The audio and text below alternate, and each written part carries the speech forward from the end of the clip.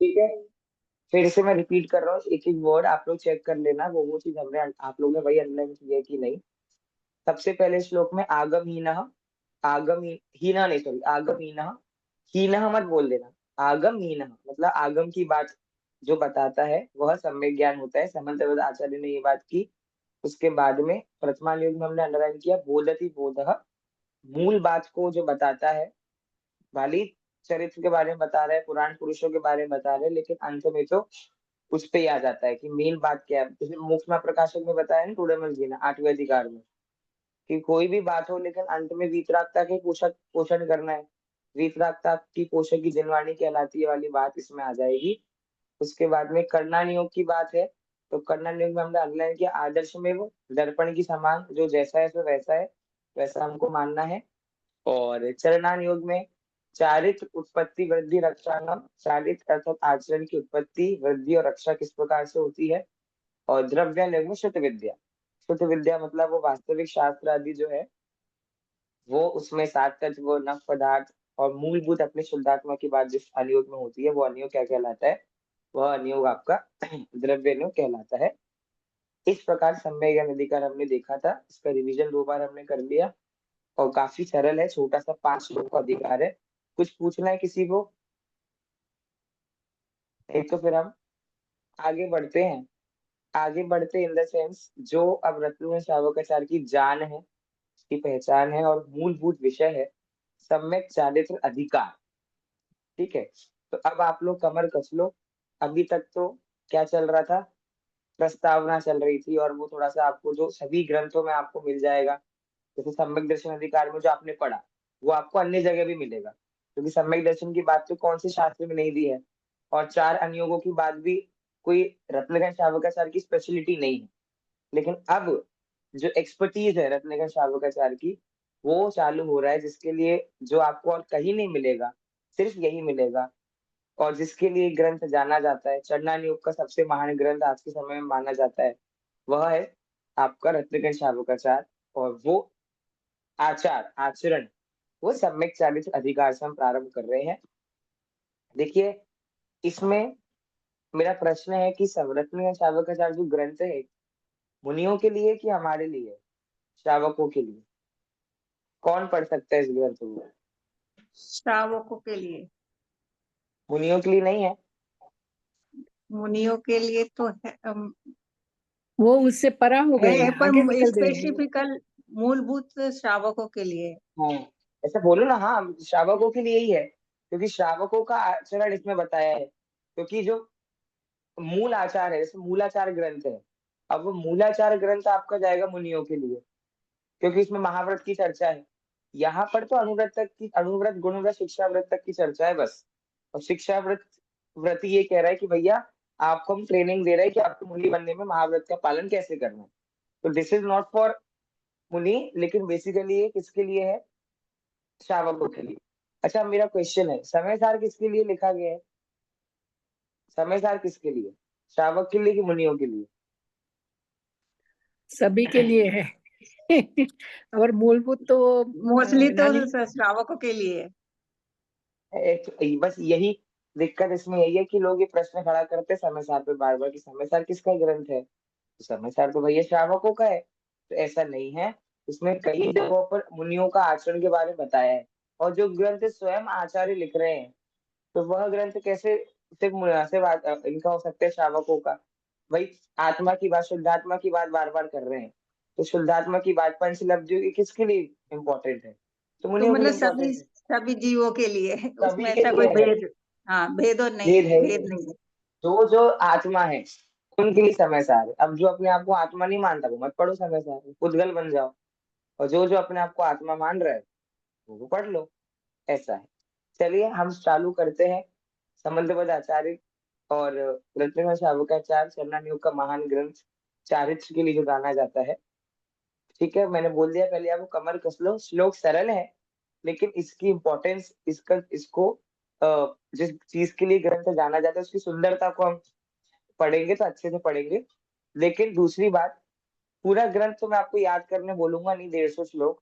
लेकिन what I want कि आप सम्यक दर्शन अधिकार तो याद करो ही करो, जो हम पढ़ा ना 41 श्लोकों का, वो बहुत इंपॉर्टेंट है और वो सब जगह याद किया जाता है, वो मूलभूत है। ये तो चारित्र की बात है तो ये थोड़ा चल जाएगा, नहीं भी आपको याद हो श्लोक तो। लेकिन आई वांट कि हम लोग, मैं ट्राई करूंगा कि इसको मैं मार्च तक खत्म कर दूं। मार्च तक हम ट्राई करेंगे, रखने का ट्राई नहीं कर ही देंगे, ताकि मेरा स्मारक पूरा होता है और ये पूरा होते ही विल ट्राई कि हम तत्वा सूत्र पे जाए, जैसा आपने बहुत पहले मुझसे रिक्वेस्ट किया था। तो पहले रत्नगण पूरा कर लेते हैं मार्च तक, उसके बाद फिर हम तत्वासु चालू करेंगे, ठीक है। तो चालू करते हैं हम रत्नगण शावकाचार का जो पावर है, दैट इज चारित्रिक। तो हम प्रारंभ कर रहे हैं, पहले ही श्लोक बता रहे हैं, समन्वय पदाचार्य कह रहे हैं चारित्र की आवश्यकता क्या है, नीड क्या है। इतना बढ़िया आपने आत्मा की बात कर दी, आपने चार अनियोग समझा दिए, कुछ रह ही नहीं गया।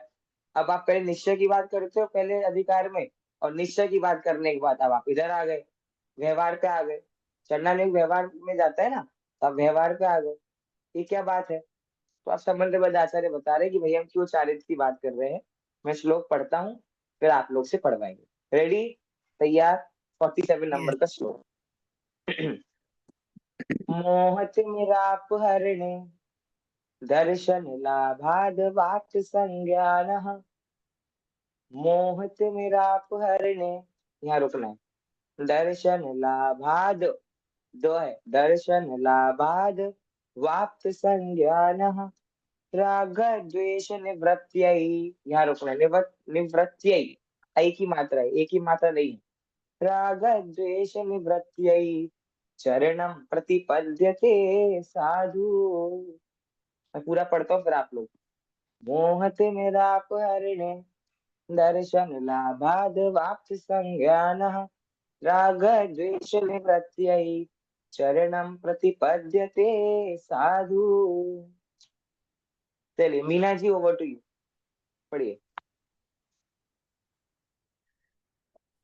मोहतिमीरापहरणे दर्शनलाभाद्वाप्तसञ्जान रागद्वेषनिवृत्त्यै चरणप्रतिपद्यते साधुः। एक बार फर्स्ट लाइन वापिस पढ़ेंगे, फर्स्ट लाइन। मोहतिमीरापहरणे दर्शनलाभाद्वाप्तसञ्जानः।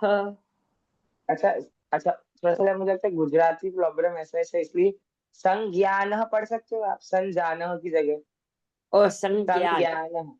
ओके। हाँ, बस है ना। बाकी मोहतिमी- तो सही पढ़ा पूरा, बाकी पूरा सही पढ़ा है। बस वो ओके। उसी टर्म में, और मुझे मोह मेरे को लग रहा था, लेकिन वो भी आपने कर लिया। बाकी आप तो श्लोक एक्सपर्ट हो गए हो सारे, अब तो श्लोक आप पढ़ लेते हो, तो कोई प्रॉब्लम नहीं उसमें। देखते हैं मीनिंग, देखते हैं क्या है। मोह, मोह आपको पता ही है, लेकिन यहाँ पर मोह में वो दर्शन मोहिनी को ले रहे हैं, चारित्र मोहिनी को यहाँ पर नहीं लिया है, क्योंकि आचरण की बात है ना। अब सुनने में लगता है कि आचरण की बात मतलब चारित्र मोहिनी की बात, तो ऐसा नहीं है। दर्शन मोहिनी चला जाएगा एक बार, तो चारित्र मोहिनी तो एंड तक टिका रहता है, वो बाद में जाता है, लेकिन दर्शन मोहिनी मेन जड़ है। तो हम चारित्र की बात करें ना, आचरण क्रिया, तो वो जड़ को हमको हटाना है। तो इसलिए दर्शन मोहिनी की यहाँ पर बात कर रहे हैं, मोह के अंदर दर्शन मोहिनी रूपी तिमिर। तिमिर मतलब सुन के हमें लगता है कि तिमिर मतलब होगा प्रकाश, लेकिन अब प्रकाश की बात नहीं है, तिमिर मतलब अंधकार, ठीक है। तो दर्शन मोहिनी रूपी जो अंधकार है, अपहरणे। अब अपहरण मतलब क्या होता है, जैसे नॉर्मल उसमें अपहरण मतलब किसी को किडनैप कर लिया, तो अपहरण मतलब तो क्या होता है, ग्रहण करना। ऐसा है कि मैंने किसी को अपनी तरफ, अपनी मतलब अपने इलाके में ले लिया, लेकिन यहाँ पर वो अर्थ नहीं है। अपहरण के ऐसा अर्थ लो कि हमने किसी का अपहरण किया तो वो अपने परिवार से दूर हो जाते हैं ना, तो दूर हो जाने का मतलब है अपहरण करना।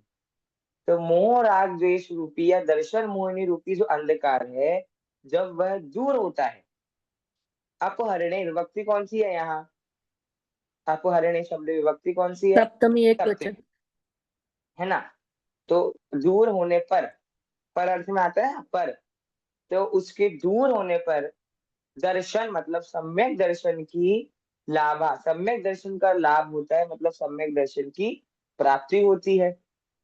मोह का दर्शन, मोह के दूर होने से सम्यक दर्शन की प्राप्ति होती है, जिसे मतलब किसी व्यक्ति की बात कर रहे हैं, जे जीव का दर्शन मोहिनी दूर होता है और उसको सम्यक दर्शन की प्राप्ति होती है, तो पक्की बात है कि सम्यक दर्शन प्राप्त होते ही संज्ञान, संग मतलब सम्यक सच्चा ज्ञान भी उसको क्या होता है, अवाप्त, सम्यक ज्ञान भी उसको प्राप्त होता है, क्योंकि सम्यक दर्शन हो गया तो सम्यक ज्ञान हो ही जाता है, राइट। अब आगे क्या होगा, सम्यक ज्ञान हो गया, इतना तो हम देख चुके, सम्यक दर्शन अधिकार हो गया, सम्यक ज्ञान अधिकार हो गया। आगे क्या होगा, ऐसा जो साधु, साधु मतलब भव्य जीव, मतलब जो मोक्ष, अब यहाँ पे साधु मतलब वो वाले साधु नहीं लेना, निर्गल दिगंबर साधु नहीं लेना। और संस्कृत भाषा में तो साधु मतलब होता है अच्छा, किसी ने कोई काम किया हो तो टीचर लोग उसको बोलते हैं साधु। जैसे आप गुजराती लोग सरस से बोलते हैं ना, सरस, तो हमारे राजस्थान में सरस मतलब दूध होता है, तो आप दूध थोड़ी ना बोल रहे हो किसी को, आप तो बोल रहे हो सरस मतलब अच्छा है। तो वैसे ही साधु मतलब या वो दिगंबर साधु की बात नहीं है, साधु मतलब जो अच्छा जीव है। संस्कृत भाषा में साधु मतलब होता है अच्छा। अच्छा मतलब जैन धर्म की भाषा में अच्छा कौन है, जो मोक्ष जानने की योग्यता रखता है वो अच्छा है। तो ऐसा जीव क्या कहलाता है, भव्य जीव कहलाता है। तो ऐसा जो साधु जीव है, भव्य जीव, जिसको दर्शन मुनि का नाश होकर सम्यक दर्शन के बाद सम्यक ज्ञान की प्राप्ति हो गई है, ऐसे जीव को अब क्या करना है, सम्यक चारित्र प्राप्त करना है। कैसे होगा सम्यक चारित्र प्राप्त, राग द्वेष निवृत्ति, भैया राग द्वेष की निवृत्ति से, निवृत्ति मतलब उसको दूर करने से, निवृत्ति विभक्ति बताइए, निवृत्ति बालकैहि।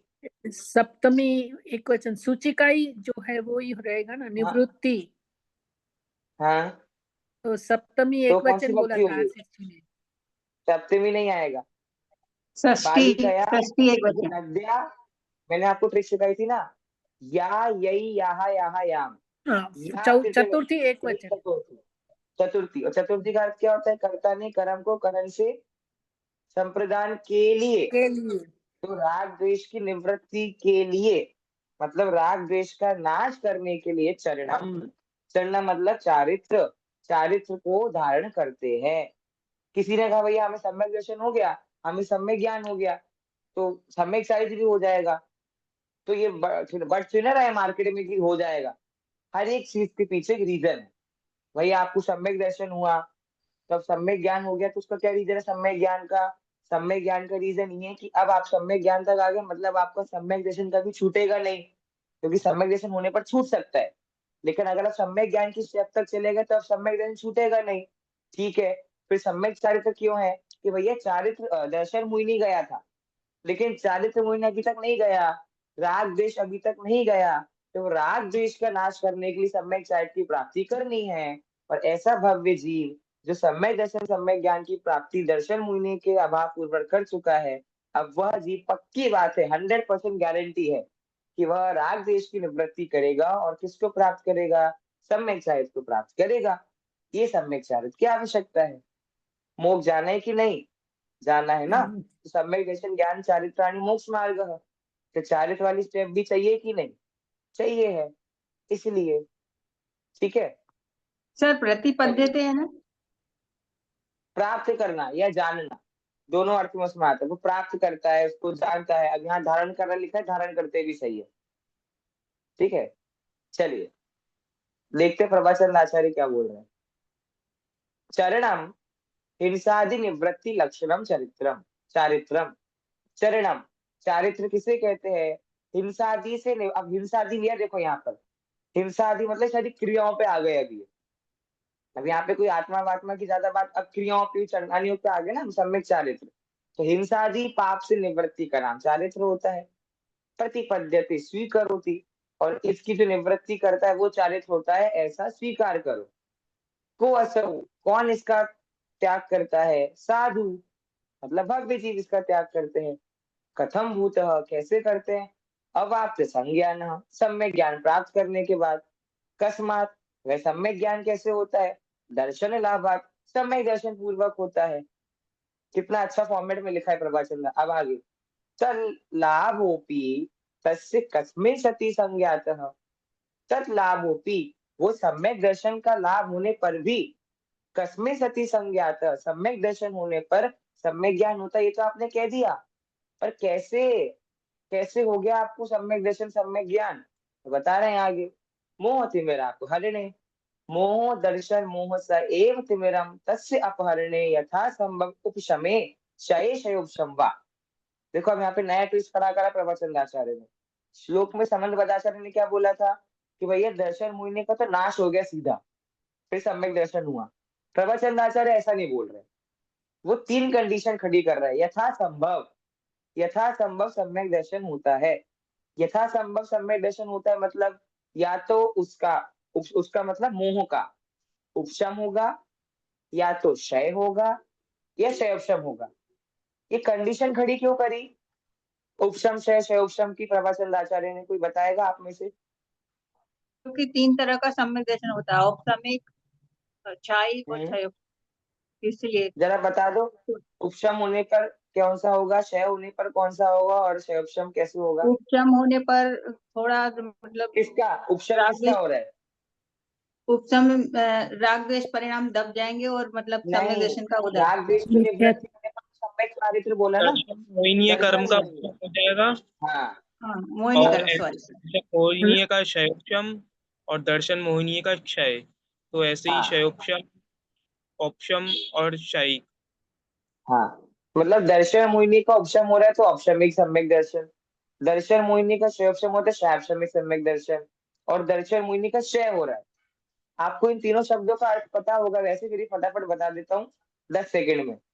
उपशम मतलब दबना।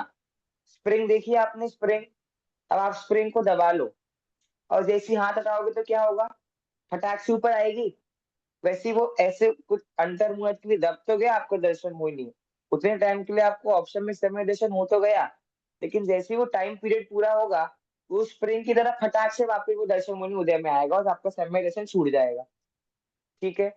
क्षयोपशम मतलब क्या है भैया, मिक्स, मतलब ये मिक्स्ड है, क्षय भी हो गया कुछ प्रकृति का और कुछ का उपशम हो गया। मतलब इसमें जिन प्रकृतियों का उपशम हुआ है वो वापस से लौट के आएंगी, पक्की बात है। मतलब अभी आप फ्री नहीं हुए, फिर से आपको मिथ्यात्व में जाना है, तो भैया दुनिया में कुछ ऐसी कंडीशन है कि हम फ्री हो जाए मिथ्यात्व से? हाँ भैया, कौन सी कंडीशन है? क्षय, शायिक सम्यक दर्शन।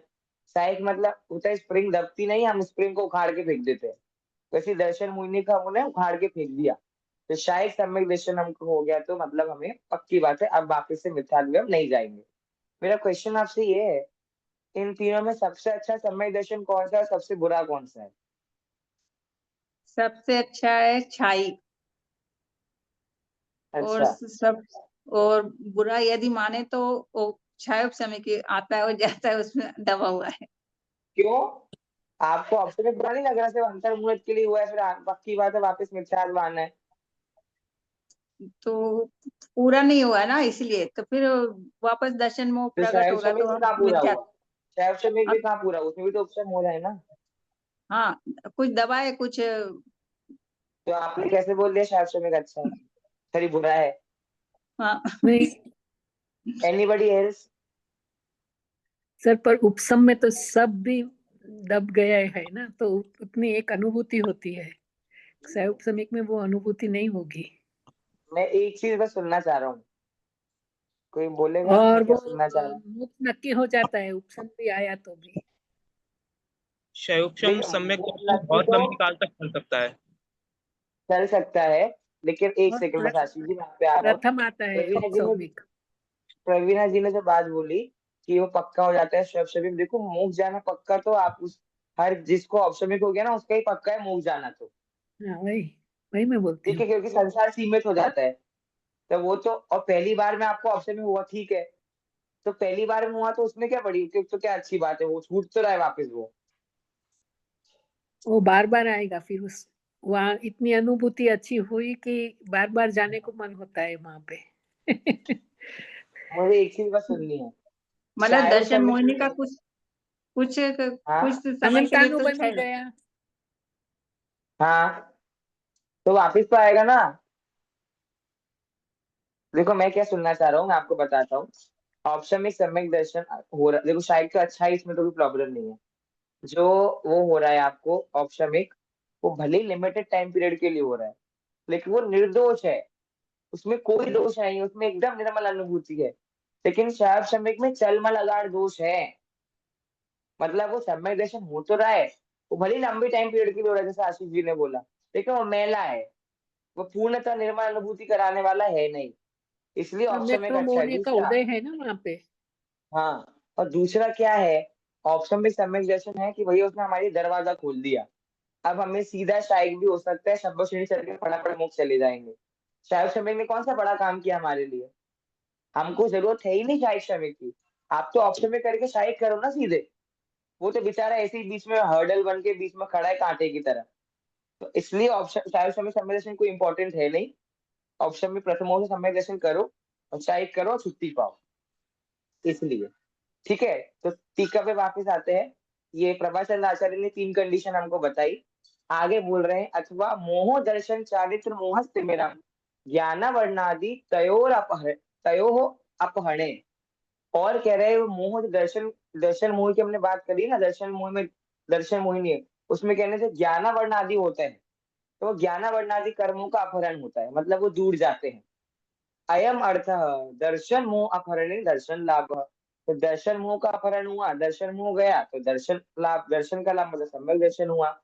तिमिर अपहरणे सती दर्शन लाभार्थ वाप, सम्यक दर्शन के प्राप्त होने से संज्ञाना भवती अयम आत्मा, उस जीव को संज्ञान सम्यक ज्ञान होता है। ज्ञानावरणापगमे ही ज्ञानम उत्पद्यमानम सद्दर्शन प्रसादात सम्यक उपदेशम लभते। और वो ज्ञानावरण आदि के जाने से जो सम्यक ज्ञान प्रकट होता है, उससे सद्दर्शन प्रसादात, वो सम्यक दर्शन होता है। तथा भूतश्च आत्मा चारित्र मोहापगमे चरणम प्रतिपद्यते, और उसके बाद तथा भूत, उसके बाद होता है, क्या होता है, चारित्र मोहिनी के अपगमे मतलब दूर जाने से चरणम सम्यक चारित्र होता है। वो कैसे होता है, राग द्वेष निवृत्ति, राग द्वेष निवृत्ति निमित्तम, राग द्वेष की निवृत्ति के निमित्त से सम्यक चारित्र होता है। क्लियर हुआ सम्यक चारित्र का कॉन्सेप्ट की चारित्र की जरूरत क्या है। ठीक है, एक ही शब्द में आंसर इसका ये है कि भैया राग द्वेष की निवृत्ति करने के लिए सम्यक चारित्र की प्राप्ति करनी है। ठीक है, और वो दर्शन मौर्य के कम होने से ज्ञानावरण भी कम होता है, वो तो महसूस भी हो रहा है। हाँ। अच्छा, आप मतलब महसूस मतलब अनुभूति, मुझे ऐसा लग रहा है कि जैसे आपको अनुभव हो रहा है कि आपको छूट गया नहीं दर्शन नहीं, ऐसे मोहिनी। नहीं, पर ऐसे लग रहा है कि जैसे ज्ञान, वो जो प्रज्ञा दृष्टि खुलती हम्म, है अपनी, कि हाँ भाई हाँ हाँ। सूक्ष्म बोध मिलने लगता है, समझ हाँ, में तो वो आने लगता करते है। हैं क्योंकि ज्ञानावरण का आवरण है ना, और वो ज्ञानावरण जाएगा तो वो शुद्ध सम्यक ज्ञान प्रकट होगा ही होगा, क्यों नहीं होगा, ऐसा तो हो नहीं है। ठीक है, आत्मानुभूति की कणिका जग जाती है। हाँ वाह, समय सार का अच्छा रस दिख रहा है आपको, कणिका शब्द चयन अच्छा है। चलिए, अब हमारी कणिका को हम आगे बढ़ाते हैं, और अब उन्हें नया एक विवेचन दिया है। सभी जगह आपको मिल जाएगा सम्यक चारित्र क्या है, और कई जगह आपको मिल जाएगा सम्यक दर्शन कब होगा, लेकिन नया एंगल समन्वय आचार्य आगे 40 नंबर के श्लोक में दे रहे हैं।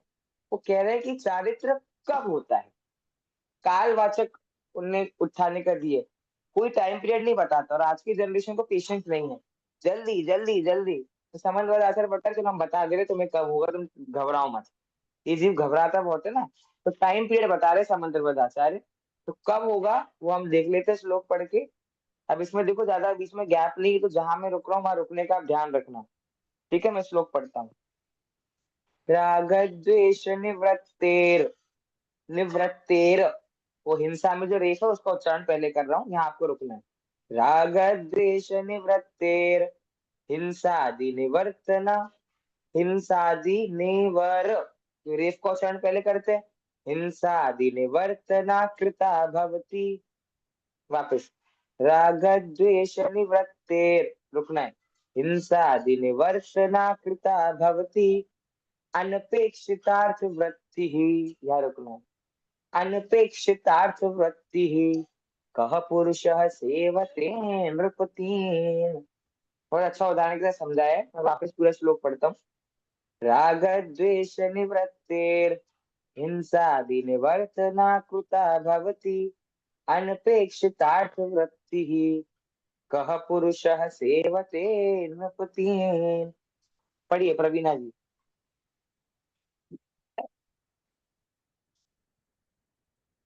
रागद्वेष निवर्तिर् हिंसादि निवर्तना कृता भवति अनपेक्षितार्थवृत्तिः कः पुरुषः सेवते नृपतीन्। एक बार वापस पहली लाइन पढ़ेंगे, सही पढ़ा नहीं, है? हाँ आप फिर ही से। आप ही। रागद्वेष निवृत्ते रागद्वेष ठीक है। निवृत्ते बस हिंसादि मुझे इतना ही सुनना था, निवर्तना। इतना मुझे आपका इतना ही सुनना था, बस मैं समझ गया। सही है। तो निवृत्त में और रेस का उच्चारण कैसा है वो थोड़ा मुझे लगा, लेकिन सही है वो। गुड। चलिए, आप पहले वाले श्लोक से इसको जोड़ के बोल रहे हैं समन्वयक आचार्य। अच्छा, पहले वाले श्लोक से जोड़ रहे हैं तो मैं आपको एक चीज और बता देता हूँ, लगे हाथ। ग्रंथ जो श्लोक वाले होते हैं, मतलब जो पद्य रचना होती है, जिनमें श्लोक होते हैं, गाथाएं होती हैं, छंद होते हैं, इन्हें हम काव्य कहते हैं ना। काव्य, कविताएं हो गई, काव्य कहते हैं। तो दो प्रकार के काव्य होते हैं, दादा प्रवचन में अपने कई बार बताते हैं। एक प्रबंध काव्य होता है, एक मुक्त काव्य होता है, मुक्तक कई जगह से कहते हैं। प्रबंध काव्य और मुक्त काव्य। अब मुक्त काव्य क्या है? जो फ्री है, इंडिपेंडेंट है, मतलब जिसका हर श्लोक अपने आप में एक अलग अर्थ बता रहा है। उसका उसके पहले वाले श्लोक से या अगले श्लोक से कोई लेना देना नहीं है। जैसे इष्टोपदेश आपका हो गया, तो उसका हर श्लोक अपने आप में अलग है। उसका आपस में लेने देने का कोई अर्थ नहीं, हर श्लोक अपनी अलग बात बता रहा है।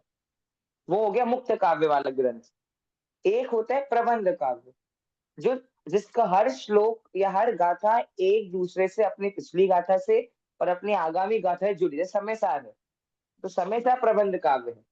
उसका जैसे 11वीं नंबर की गाथा है, तो वो 10वीं नंबर की गाथा से कुछ ना कुछ रिलेशन है, और आगे आने वाली गाथा से उसका रिलेशन होगा। जैसे अमरेशचंद्र आचार्य कई बार 2-4 कलश लाइन से लिखते हैं ना, तो उनमें से 2 कलश पिछली वाली गाथा के रेफरेंस में होंगे और आगे 2 कलश आगे गाथा के रेफरेंस में होंगे।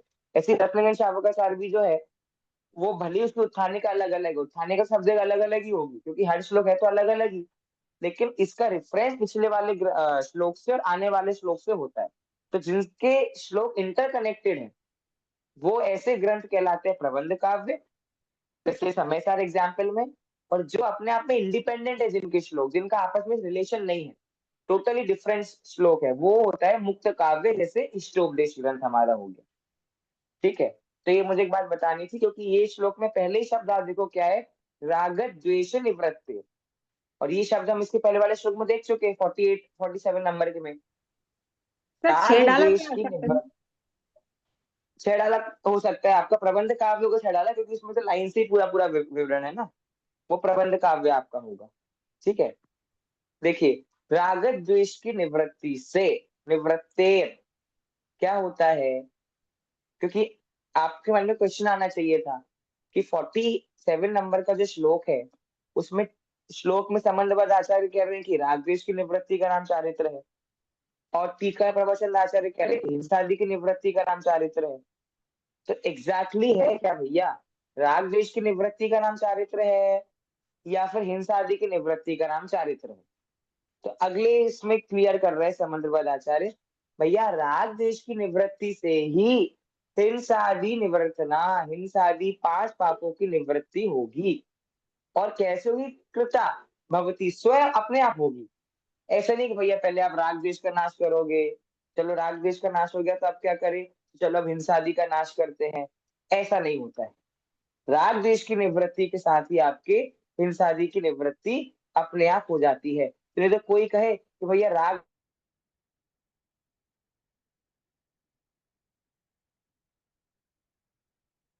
Sir, you are muted for some reason. Sir आपकी वॉइस नहीं आ रही। वॉइस नहीं है, आवाज नहीं है तो चैट में सर, म्यूट हो गए आप। एक सेकंड, अब आ रहा है वॉइस, है ना? हाँ। तो राग द्वेष की जो निवृत्ति है, अब कोई जीव ऐसा बोले कि भैया हमको राग द्वेष की निवृत्ति तो नहीं करनी है, क्योंकि तो वो हमसे हो नहीं पाएगी, तो हम क्या करते हैं, हम सीधे हिंसा आदि की निवृत्ति कर देते हैं, है ना? तो मतलब ये तो तुम्हारा अच्छा घर का खेल हो गया। तो हम राग द्वेष नहीं छोड़ रहे, हम 5 पाव छोड़ देते हैं। बिना राग द्वेष छोड़े क्या आप 5 पाप छोड़ सकते हो क्या? अब एक प्रवचन इस पे ही हो सकता है कि आप, क्योंकि आप किसी के प्रति हिंसा कर रहे हैं मतलब आपको किसी अन्य जीव के प्रति द्वेष है। झूठ बोल रहे हो तो या तो आप किसी से राग है इसलिए झूठ बोल रहे हो, द्वेष झूठ बोल रहे हो। चोरी कर रहे हो मतलब आपको बच्चों के प्रति चोरी है। कुशील तो पूरा राग से ही भरा होता है। परी का मतलब आपको राग है तभी तो इतने सारे इकट्ठा कर रहे हैं। तो ये इंटरकनेक्टेड है। मैंने आपको पहले भी बताया कि अविनाभाव संबंध होते हैं ना न्याय में, कि एक होने पर दूसरा होगा ही होगा। अब दो बेस्ट फ्रेंड्स होते हैं, तो दो बेस्ट फ्रेंड होते थे हम उसको बोलते हैं ना कि एक के होने पर अगला होगा ही होगा। सिमिलरली इन दैट वे राग द्वेष होते 5 पाप होंगे ही होंगे। तो तुम्हें 5 पाप छोड़ने हैं, कुछ मत करो, राग द्वेष छोड़ दो। तो राग द्वेष की निवृत्ति से 5 पापों की निवृत्ति होती है स्वतः, अपने आप, अलग से कुछ नहीं करना है। और इसके लिए उदाहरण दे रहे हैं, जैसे अनपेक्षितार्थ वृद्धि वृत्ति ही, जैसे बिना किसी अभिलाषा के, बिना किसी इच्छा के, बिना किसी प्रयोजन के, कह पुरुष, कौन पुरुष, कौन व्यक्ति, नपतीन सेवते, राजाओं की सेवा करता है। कोई राजा क्या बढ़िया उसके नौकर चाकर लगे, उसके रसोईया लगे, उसके मंत्री लगे। अब राजा उनको पैसा देना बंद कर दे तो वो नौकरी करेंगे उसके यहाँ? कहने के लिए तो भाई हम राजा के लिए जान दे सकते हैं। सेनापति सबसे आगे लड़ता है ना युद्ध में कि हम तो हमारे राजा के लिए जान दे देंगे। दे दो जान, राजा तुम्हें पैसा नहीं देगा। तो बिना किसी प्रयोजन के, हम कहते हैं ना प्रयोजनम बिना मंदोपि ना प्रवर्तते, बिना फायदे के तो मूर्ख व्यक्ति भी काम नहीं करता। तो जिस प्रकार कोई व्यक्ति अपने प्रयोजन के बिना राजा की सेवा नहीं करता, उसी प्रकार राग द्वेष की निवृत्ति के बिना हिंसादि पापों की निवृत्ति नहीं हो सकती। और आपने राग द्वेष की निवृत्ति करी तो पक्की बात है हिंसादि 5 पापों की निवृत्ति हो जाएगी। उसी प्रकार राजा ने उनको प्रयोजन साधा तो अपने आप मंत्री सेनापति सब उसके काम में लग जाएंगे। तो घूम फिर के बात निश्चय पे आदि कहते हैं ना, व्यवहार की बात चलने में तो ऐसा नहीं है। वो हिंसा आदि पापों की निवृत्ति राग द्वेष की निवृत्ति से ही होगी। कहने के लिए दो अलग अलग चीज है, लेकिन टेक्निकली इट्स अ सर्कल, एक ही बात हो रही है। ठीक है। तो चारित्र कब होगा?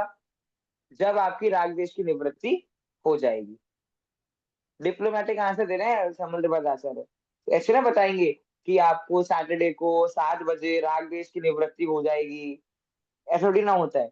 हालांकि ऐसा फिक्स्ड है, और केवलीय ज्ञान में आ गया कि हमें किस तारीख को कितने बजे हमको क्या होना है, लेकिन हम तो ना केवली हैं। तो आप अपना पूरा डिप्लोमेटिक आंसर ही मिलेगा। चलिए प्रभाचंद्र आचार्य क्या बोल रहे हैं।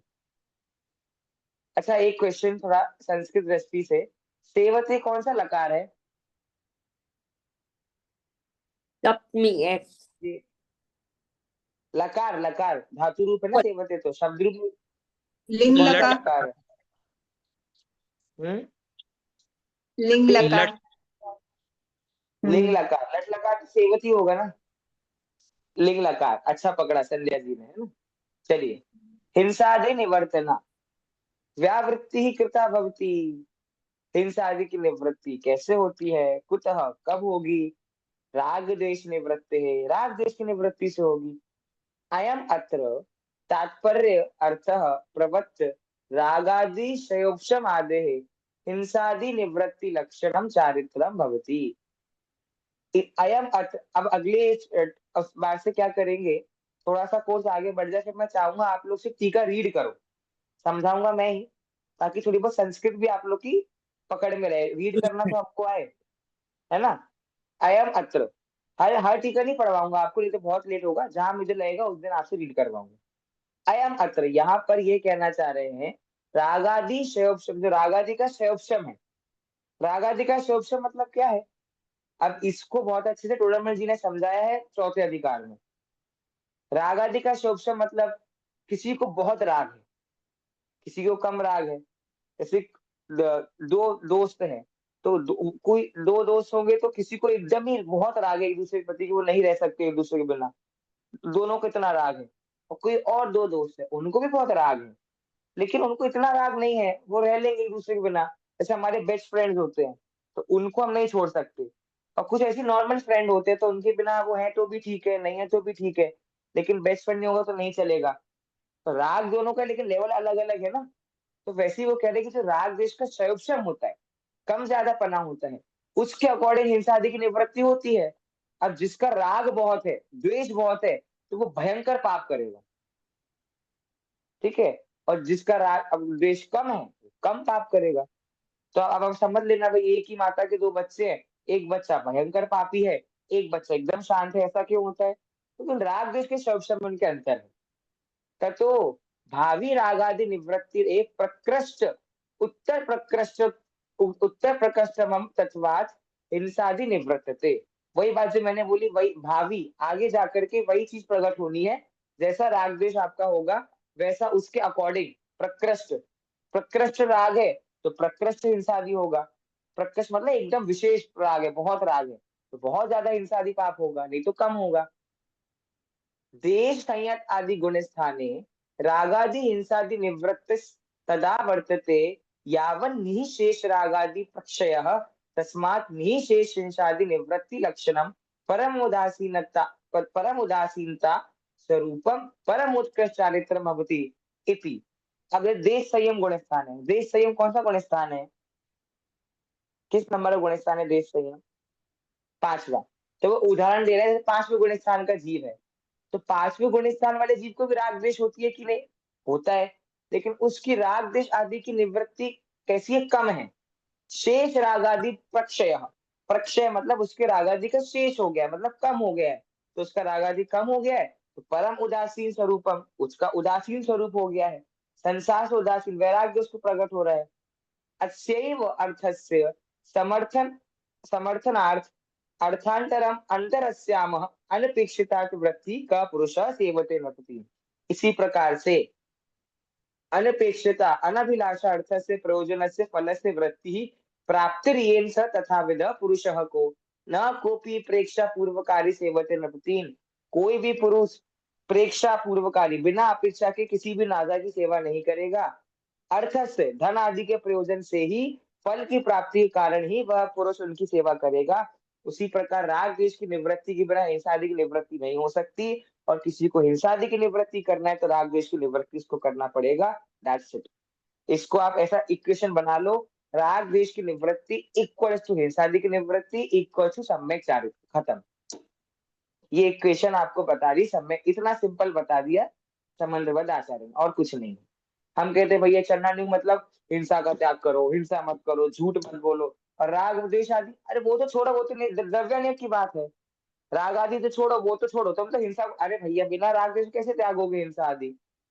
तो ये बात रत्न श्रावकाचार्य में मिलेगी आपको कि भैया राग द्वेष त्यागो, तब जाके हिंसा आदि आपके त्याग होंगे। वरना ऐसे तो बाकी चरण ग्रंथों में बोला हिंसा नहीं करना, झूठ नहीं करना, ये नहीं करना, वो नहीं करना, ठीक है।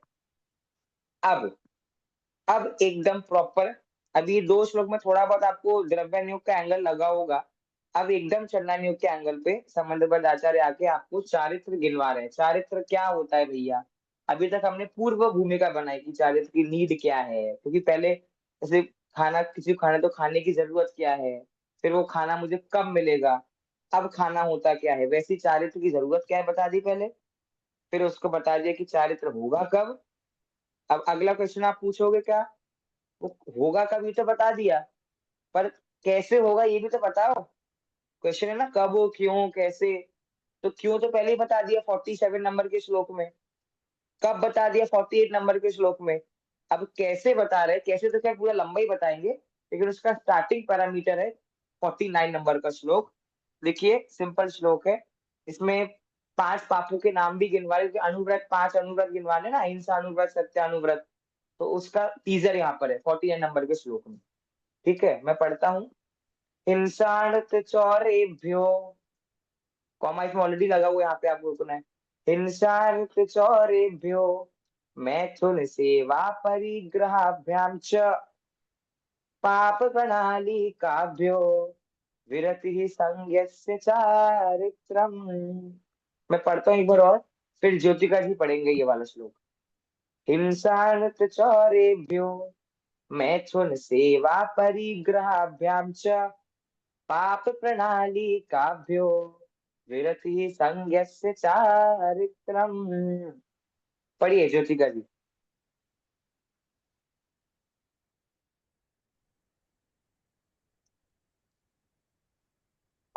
पढ़िए। हाँ। हिंसा नृत्य चौर्येभ्यो मैथुन सेवा परिग्रहाभ्यां च पाप प्रणालिकाभ्यो विरति संघस्य चारित्रम्। संगस्य है कि संज्ञस्य है? संज्ञस्य। शाबाश, है ना, बढ़िया। मुझे श्लोक में तो खैर अब कोई मुझे प्रॉब्लम है नहीं, आप लोग श्लोक सीख गए हो, मैं कितनी तारीफ करूं। आगे बढ़ता हूँ। तो 5 नाम गिनवा रहे हैं। हिंसा, फिर नृत्य, नृत्य मतलब होता है झूठ, हिंसा झूठ, चौर्य चोरी करना, मैथुन कुशील, और परिग्रह इन्होंने किससे लिया है? परिग्रह लिया है से परिग्रहाभ्याम, शब्द दिया है परिग्रह के लिए तो अलग से, तो परिग्रहाभ्याम से लिया है परिग्रह।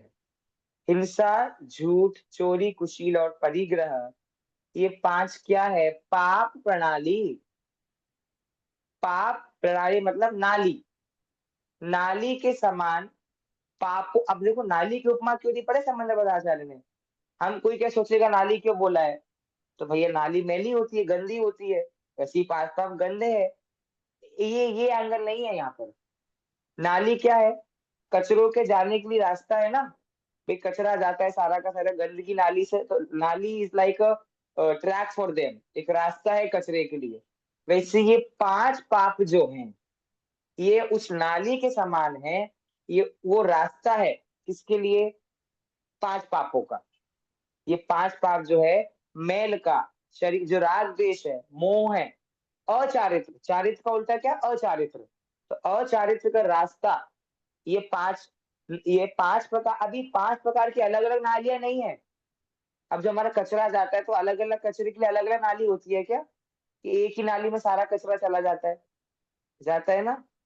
अब जैसे आप मीना जी, आप तो फॉरेन में हो, आपके यहाँ नाली पता नहीं कितनी कैसी होती है, हमारे इंडिया में तो जोरदार नालियां हैं, तो हम लोग एक्सपीरियंस लोग हैं, ठीक है।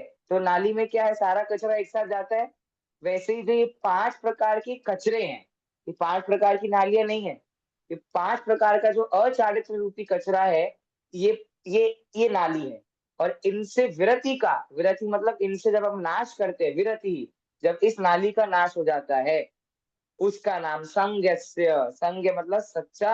अब संज्ञ से चारित्र ज्ञान में समझ लेना, तो ये सुनने में लग रहा है ज्ञ मतलब ज्ञान होता है, और सम्यक ज्ञान, तो सम्यक ज्ञान की बात हो चुकी है, सम्यक चारित्र की बात हो रही है। तो इन नालियों, इस कचरे का नाश जिस नाली से होता है, नाश नहीं, जिस नाली से ये 5 प्रकार के कचरा आता है, उस नाली से विरति का नाम, उससे रहित पड़ने का नाम क्या होता है? चारित्र होता है। ठीक है, सिंपल सा श्लोक है। चारित्रम भवति का सौ, क्या होता है चारित्र? विरति, वैयावृत्ति, उससे नाश होने का नाम चारित्र होता है। केभ्य, किसका नाश होने का नाम? हिंसा न चौरेभ्यो, हिंसादीनाम स्वरूप कथनम स्वयमेव अग्रे ग्रंथकार करिष्यति।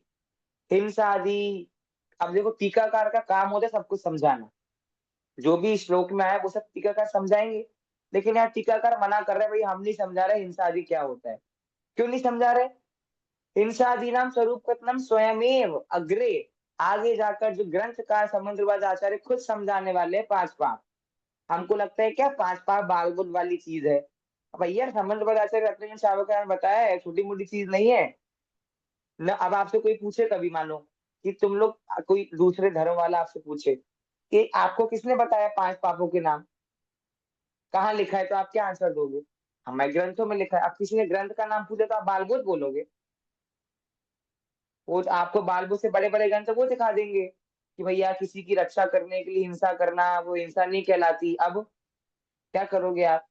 तो ये प्रमाण है भैया, हमारे मूल आचार्य समन्वय आचार्य रत्न शावकाचार्य में लिखा है 5 पापों के बारे में।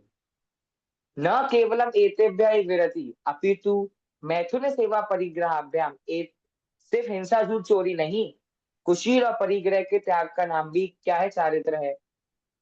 एतेभ्य कथम भूतेभ्य, ये सब होते क्या है? तो कह रहे हैं पाप प्रणाली का पाप से प्रणाली का इव, पाप प्रणाली का आश्रव द्वारा अनिताभ्य। नया शब्द क्या दिया यहाँ पर? आश्रव। भैया ये 5 चीजें क्या है? ये 5 चीजें आश्रव है। आश्रव क्यों बोला यहाँ पर? आश्रम क्यों बोला? बंद क्यों नहीं कर्मों के बोला? आने को आश्रम बोलते हैं, कोई भी जो एक और कर्मों रीजन की दे जो सकते हो आप? एक और रीजन दे दो बस। ये क्योंकि ये जो रागद्वेष प्रणाली है वो आश्रम ही है। हाँ हाँ। पाप पे फोकस करो और आश्रम से जोड़ो। पाप और आश्रम के संबंध है क्या आपस में? तत्वा सूत्र में कोई सूत्र है? शुभ पुण्यस्य, हाँ हाँ, शुभ है ना? शुभ ये। शुभ हाँ शुभ आश्रम, शुभ, शुभ हाँ पुण्य से अशुभ पाप से। शुभ आश्रम अशुभ आश्रम। शुभ आश्रम मतलब बराबर। पुण्य आश्रम, अशुभ मतलब पाप आश्रम। तो पुण्य पाप किसके भेद हैं? आश्रम की तो भेद है ना, इसलिए हाँ उसको आश्रम यहाँ पे बोला प्रभाचंद्र आचार्य ने। कस्य तेभ्यो विरति, उससे रहित पने का नाम क्या है? संज्ञस्य सम्यक जानाति इति संज्ञा तस्य हे उपादेय तत्व परिज्ञानवत्। अब बहुत अच्छा बता रहे हैं, क्योंकि श्लोक में ना उनने वो नहीं बताया समन्वय आचार्य ने। उनने तो क्या बोला बस कि इन पांचों से विरति का नाम सम्यक चारित्र है। अरे विरति होगी कैसे, हम रहित कैसे होंगे, ये तो बताओ आप। ये तो बताया नहीं उनने। तो ऐसा समझो कि ये प्रभाचंद्र आचार्य क्या है, समन्वय आचार्य के बहुत अच्छे दोस्त हैं। जैसे आपको पता है दोस्त की डेफिनेशन क्या होती है? मैं भी आत्मार्थी ने लिखा था, बोर्ड पे लिखा था। दोस्त की डेफिनेशन पता है आपको क्या होती है? ने और जो अच्छे दोस्त समय के मतलब साथ साथ बुरे समय में अनुचरण भी करे। साथ दे। दोस्त से शब्द मैं बताया, मैं तो दोस्त की बात क्यों कर रहा हूँ, मेरा बेस्ट फ्रेंड जो वो क्लास में जुड़ा है, इसलिए मैं तो दोस्त की बात कर रहा हूँ। आपको पता है दोस्त की डेफिनेशन क्या है? मैं आत्मार्थी गया था, वहाँ बोर्ड पे लिखा था, जो आपके दोषों को अस्त करे। द से दोष और अस्त करे। जो आपके दोषों को अस्त करे उसका नाम दोस्त है। तो ये संबंधपद आचार्य का दोस्त तो नहीं है, लेकिन उनने क्या उसमें तरीका नहीं बताया विरति का। तो प्रभाचंद आचार्य ने यहाँ पे बता दिया तरीका क्या है। तो उनने बोला हे उपादेय तत्व परिज्ञान बता। टीका से बहुत इंपॉर्टेंट है, इसको देख लो, या आप जिनके पास टीका करना तो अंडरलाइन कर लो, वरना ये याद रखो। हे क्या है, त्यागने लायक क्या है, उपादेय क्या है, ग्रहण करने लायक क्या है, इसका जब ज्ञान हो जाता है तब सम्यक चारित्र होता है। मतलब तब हम पांच पापों से रहित होते हैं। पांच पाप से रहित होते हैं मतलब रागद्वेष से निवृत्त होते हैं। रागद्वेष से निवृत्त होता है मतलब हमको सम्यक चारित्र होता है। और सम्यक चारित्र होता है मतलब क्या? मोक्ष हो जाता है, खत्म। मतलब आप सोचो, ये बात सोचो, इतनी सी हिंसा का हमको लगता है चींटी को मत मारो, क्योंकि अरे एक चींटी को मारने से क्या होता है? अरे रात में भोजन मत करो, अरे अभी रात कर लो, थोड़ा सा गैस जला लिया तो क्या होता है? किसी जीव के अरे ये छोटी सी हिंसा। झूठ बोलना हमको पाप लगा ही नहीं आज तक, हम धड़ल्ले से झूठ बोलते हैं भयंकर तरीके से। हमको परिग्रह आज तक झूठ लगा ही नहीं, खूब इकट्ठा कर रहे हैं। वही हम, तू कहे भैया परिग्रह मत करो, तू कहेगा क्या दिक्कत है, इससे मोक्ष रुक जाएगा। अरे मोक्ष रुकेगा। ये हिंसादी चारित्र का नाम है, हिंसादी का त्याग करना। हिंसादी का त्याग करोगे तो मोक्ष मार्ग में जाओगे, लेकिन हमने आज तक समझा ही नहीं। तो वो संबंध आचार्य की कला है कि उनने ये हिंसादी को सीधा किससे जोड़ा है? सम्यक चारित्र से जोड़ा है। अब चारित्र का लक्षण बताने के बाद अगला क्वेश्चन क्या आएगा? चारित्र कितने प्रकार होते हैं? तो चारित्र के प्रकार क्या क्या होते हैं, और कौन कौन से चारित्र को धारण करता है? कौन सा जीव किस प्रकार के चारित्र को धारण करता है, ये हम नेक्स्ट क्लास में देखेंगे। Anybody wants to say something? Sir आपको अ- समझ आ गया क्या आपकी क्लास? मुझे जाना हाँ होगा। बोलिए बोलिए। हाँ हाँ श्योर श्योर। दोस्त का एक एग्जाम्पल दो ने। किसका? दोस्त जो अपने अपने दोषों को अस्त करे। हाँ देखो सिंपल बात क्या है, जैसे हम लोग आज की जनरेशन में व्हाट डू वी फील कि दोस्त क्या है, कि भैया मैं कुछ भी काम करूं लेकिन ही विल सपोर्ट मी, हम्म ठीक है, वो हम्म मेरा दोस्त है। ऐसा नहीं होता है। रियल फ्रेंड इज समबडी, आप अच्छा काम करो तो आपको अप्रिशिएट करे, और आप गलत काम करो तो आपका हाथ पकड़ के आपको पीछे लाए। क्योंकि वो आप गलत काम करोगे तो because he can see the consequences कि तुम करोगे तो फ्यूचर में क्या होगा, ठीक है। तो एक रियल फ्रेंड, बेस्ट फ्रेंड और नॉर्मल दोस्तों में अंतर ये है कि जो गलत काम करे और आप वो दूसरा कोई दूसरा फ्रेंड होगा तो वो आपको हर्ट ना हो जाए इसलिए आपके गलत काम में सपोर्ट करेगा। He is not a friend, he is a destroyer. लेकिन रियल ये फ्रेंड इज समबडी जिसको पता है आप गलत काम कर रहे हो, और वो भले ही आप उससे नाराज हो जाओ, लेकिन वो फ्यूचर देख रहा है कि आगे जाके तुमको नुकसान हो। अब इसको आप इससे जोड़ो जैनिज्म से। कोई मिथ्या का पोषण कर रहा है, वो पार्टियां कर रहा है, अभक्ष खा रहा है, इंसादी पांच पाप कर रहा है, तो उसका कोई दोस्त सोचे कि इसको खाने दो, इसको मजा आता है, इसका फेवरेट है, और इसको मना करूंगा पूरा, वो आपका दोस्त नहीं है। जिसको पता ही आलू प्याज खा रहा है, अबक्स का सेवन कर रहा है, गलत कार्य कर रहा है, इसके लिए नुकसानदायक है, उसको रोकेगा। क्यों? क्योंकि उसको आएगा दिख रहा है, and that's a real friend. तो उस हिसाब से मैं समझाने की कोशिश कर रहा था। So this is what I wanted to say. समझ आ गया आपको क्लास आज की, है ना? अब हम हाँ। कल इसको आगे बढ़ाएंगे। अब थोड़ा सा इंटरेस्टिंग होने वाला है टॉपिक, इंटरेस्टिंग हो रहा है, आपको लगा भी होगा आज। तो अभी तो बहुत कुछ मजेदार चीजें आगे आने वाली। समन आचार्य अपने रियल फॉर्म में अब आ रहे हैं धीरे धीरे, तो यू विल एंजॉय इट। ठीक है, so will meet tomorrow at the Thank same time, 7 बजे। ओके, जय जिनेंद्र। सभी को जय जिनेंद्र।